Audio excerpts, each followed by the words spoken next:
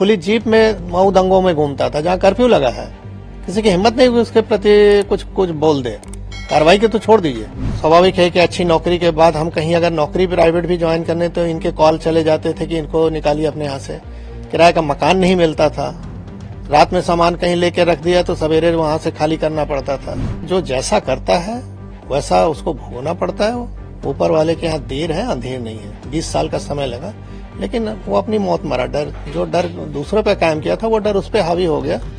उत्तर प्रदेश के कुख्यात mafia don Mukhtar Ansari का दिल का दौरा पड़ने से निधन हो गया। बांदा जेल में बंद मुख्तार को गुरुवार शाम तबीयत बिगड़ने पर रानी दुर्गावती मेडिकल कॉलेज के इमरजेंसी वार्ड में भर्ती कराया गया था, लेकिन इलाज के दौरान डॉक्टर ने उसे मृत घोषित कर दिया। पूर्वांचल सहित यूपी में अपना दबदबा रखने वाले कुख्यात मुख्तार की दहशत से जुड़े तमाम किस्से और कहानियां और आपबीती गाहे बगाहे सुनने को मिल ही जाते हैं। ऐसी ही एक आपबीती पूर्व पुलिस उपाधीक्षक शैलेंद्र सिंह ने सुनाई है, जिनकी मुख्तार की वजह से सरकारी नौकरी तक चली गई थी। मुख्तार की मौत के बाद एक बार फिर से सोशल मीडिया से लेकर खबरों तक में पूर्व डीएसपी शैलेंद्र सिंह चर्चा में है। सबसे पहले इस तस्वीर को देखिए। इसमें कई पुलिस अधिकारी एक व्यक्ति को मानो घसीटते हुए ले जा रहे हैं। व्यक्ति के कपड़े तार तार हुए जा रहे हैं। ये कोई दुर्दांत अपराधी नहीं बल्कि पूर्व डिप्टी एसपी शैलेंद्र प्रताप सिंह हैं, जिनको लेकर कई लोगों का मानना है कि इनकी गलती बस इतनी थी कि इन्होंने माफिया मुख्तार अंसारी के सामने खड़े होने की हिम्मत दिखाई थी। पूर्व डिप्टी एसपी शैलेंद्र प्रताप सिंह ने माफिया मुख्तार अंसारी पर साल 2004 में पोटा लगाया था। कहा जाता है कि शैलेंद्र सिंह द्वारा माफिया के खिलाफ की गई इतनी बड़ी कार्रवाई से तत्कालीन सरकार उनसे नाराज हो गई थी। सरकार ने उन पर पोटा खत्म करने का दबाव बनाया था।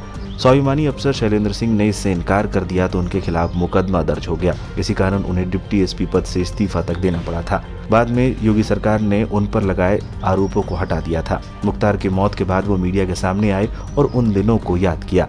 पिछले कुछ दिनों से मैं देख रहा था वो बार बार कोर्ट से भी इस बात की गुहार कर रहा था कि मुझको धीमा जहर दिया जा रहा है या मुझे यहाँ पे दवाएं नहीं दी जा रही, चिकित्सा सुविधा नहीं दे रहे थे।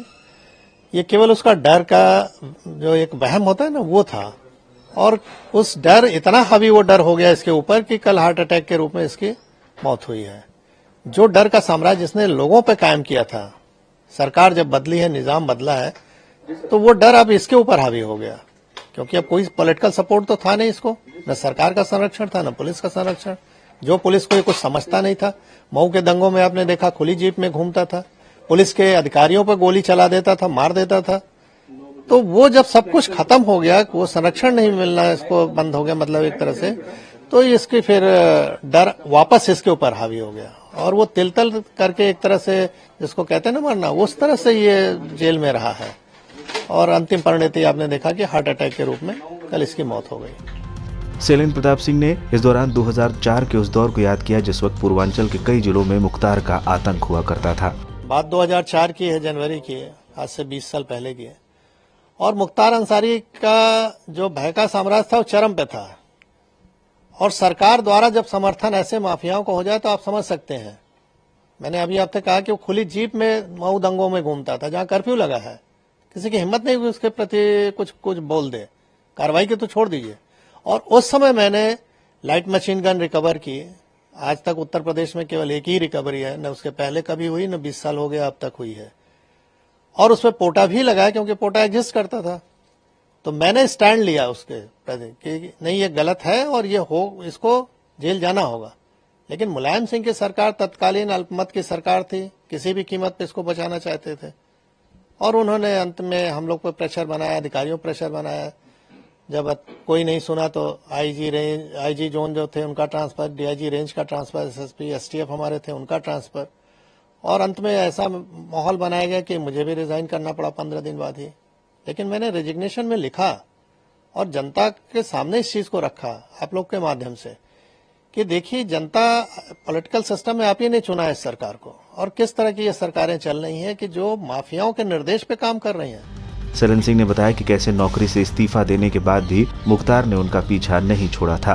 जान जोखिम पर अपने डाला, परिवार की जान जोखिम में डाला। स्वाभाविक है कि अच्छी नौकरी के बाद हम कहीं अगर नौकरी प्राइवेट भी ज्वाइन करने तो इनके कॉल चले जाते थे कि इनको निकालिए अपने यहाँ से। किराए का मकान नहीं मिलता था। रात में सामान कहीं लेके रख दिया तो सवेरे वहां से खाली करना पड़ता था। तो ये सब चीजें देखी, लेकिन अब उस पर ज्यादा नहीं बोलना है। हाँ, ये है कि जो जैसा करता है वैसा उसको भोगना पड़ता है। ऊपर वाले के यहाँ देर है, अंधेर नहीं है।